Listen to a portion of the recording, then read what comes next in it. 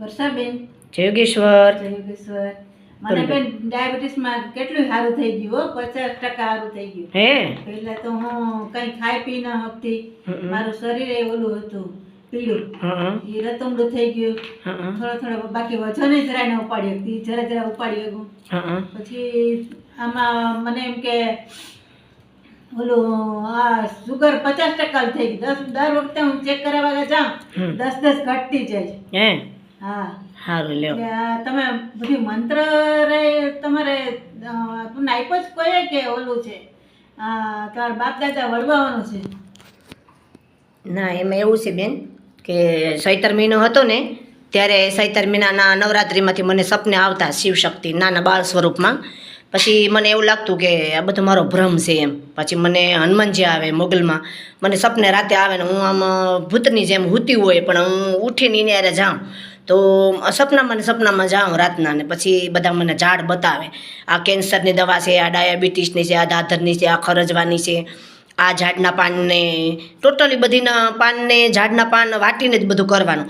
આ પાણા ફાટ છે, આને આ ઘા લાગે તો એમાં આ કરવાનું, ગાંઠા છાવ તો એમાં આ દવા કરવાની. મને રોજ બધું બતાવતા. પણ એમ કરીને કંઈક 3 મહિના સુધી આ હાલ્યું. પણ મને હાળો વિશ્વાસ ન આવતો, મને ભરોસો ન આવતો કે ભાઈ આ બધું ખોટું હોય, આપણો ભ્રમ હોય એમ, વહેમ હોય. પણ પછી એવો વિચાર કર્યો કે હાલ ને ભાઈ આ બધું હા એટલું બધું થોડું ભ્રમ કે વેમ હોય ને આવું બધું થોડુંક હોય, એટલો બધો ભ્રમ કે વેમ એવો વિચાર આવ્યો. પછી એવું થયું કે કાંઈ નહીં, ફરી પાછું એવું સપનું આવ્યું. પછી મેં કે એવું સપનું આવતું હતું ને, સપનું આવીને મને કહેતા હતા ને, મને સવારે ઉઠું તો મને બધા ઝાડ યાદ રહી કે આ ખરજવાના છે, દાદરના છે, આ કેન્સરના છે, આવું બધું મને યાદ રહી. પછી મને એવું થતું કે ભાઈ એટલું બધું થોડુંક ખોટું હોય એમ, એટલું બધું થોડુંક આપણો કાંઈ વેમ હોય એમ, મને એવું થતું.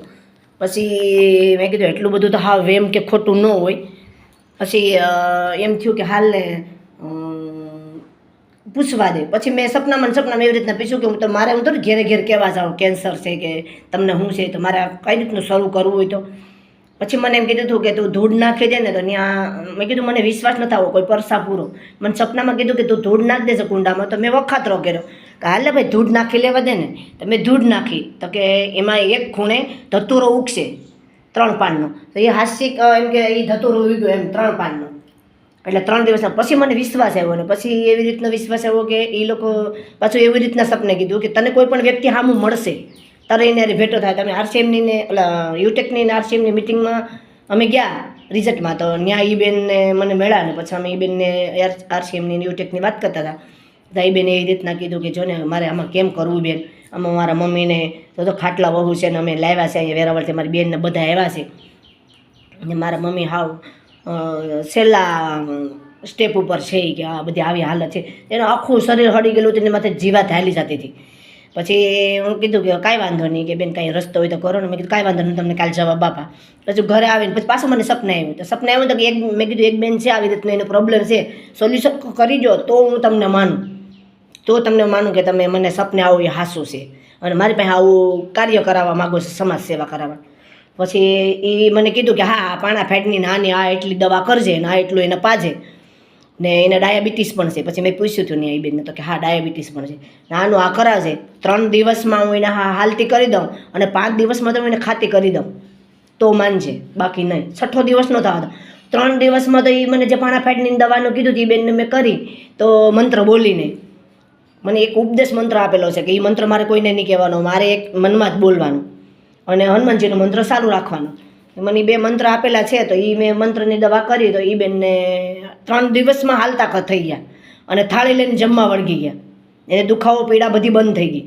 એટલે મોત માથેથી લેવા એના ઘરના બધા કુટુંબી બહેનો દીકરી બધા ખુશ થઈ ગયા કે આ મોત માથેથી મારા મમ્મીને તમે લેવા દે. એમનો છોકરો પૂના છે મહારાષ્ટ્રમાં. એ છોકરાએ પણ મારે વિડીયો કોલમાં વાત કરી કે મને કે માતાજી મેં કીધું ભાઈ માતાજીની માસી કયો, માતાજી તો મારા હૃદયમાં રમે એમ. પછી એણે એવું કીધું કે અમે તમતા તમે કયો એ અમે કરવા તૈયાર છે. મેં કીધું નહીં, હું કોઈનું કાંઈ લેતી નથી, આ સેવા છે. મેં કીધું કોઈ પણ માણસને દવાખાનામાંથી પાછું વળે અને એને કોઈ તકલીફ ન થાય, માણસને 5 પૈસા બચે. આજે માણસ નીકળો ઘરમાં હોય કે ન હોય પણ દવાખાનામાં દેવા પડે. એ લોકો કઈ પરિસ્થિતિમાંથી ગુજરતા એ જાણે એમ. તો આવી રીતના મેં એવી રીતના એ બેનને ભાઈને યાર વાત કરીને એમની છોકરી વેરાવળથી એને આવી માસી તમે કયો એ અમે કરવા તૈયાર છે. મારા મમ્મીને હાવ હારું થયું, અમે બધા ખુશ થઈ ગયા, એમના જમાય છોકરીઓ બધા ખુશ થઈ ગયા.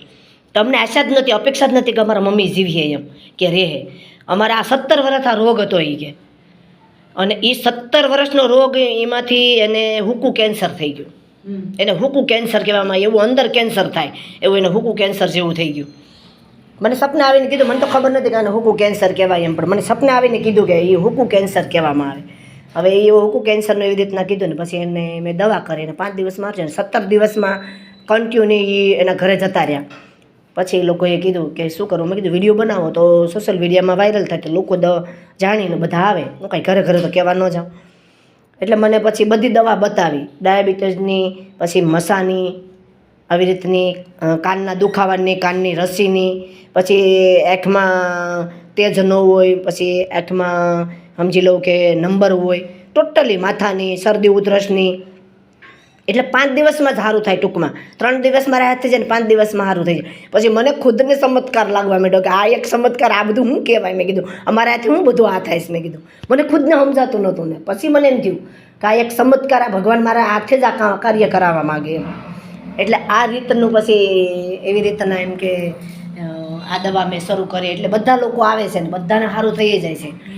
કોઈ બધી ખાઈ પીએ હબું છું, બાકી તો કઈ નથી. હમણાં તાઈનો જન્મદિવસ તો કેટલું પૂરણ ખાઈ ગઈ. હે હા, ખાંડ વાળું. બાકી ખાંડ તો મારે જોતી જ નહીં, ઘરમાં વપરાતી જ નહીં. હે આ ઓલા બેન જે આવ્યા હતા ને ખારામાંથી, એ બેને પણ કીધું કે મને પણ હાવ ડાયાબિટીસ આમ નખમાંથી વહી ગઈ એમ કહું તો હાલે, એને ફોડલા થઈ જતા હતા. મારે વયું જાય પણ હું થોડુંક ખાવામાં ઓલું રાખું. પરેજી નથી રાખતી. કાંઈ વાંધો નહીં, તમે તાર ખાવાની પણ પાન નહીં ભૂલવાના, પાન મૂકવાના નહીં. હા, પાનથી જ મને સારું થઈ ગયું.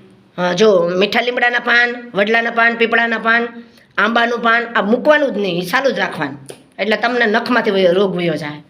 અને હવે તમારે એક નવું કામ કરવાનું છે કે આપણે એક જે દેશી આવડ આવે ને એના ફૂલ, એની છાલ, બરાબર ને એ પણ પાછું આજે એક અલગ કીધું છે કે મને રોજ સપના આવીને જ વાત કરે છે. મેં ખુદ દર્શન નથી કર્યા, સપનામાં જોયા, આમ રૂબરૂ મુલાકાત નથી થતી એમ.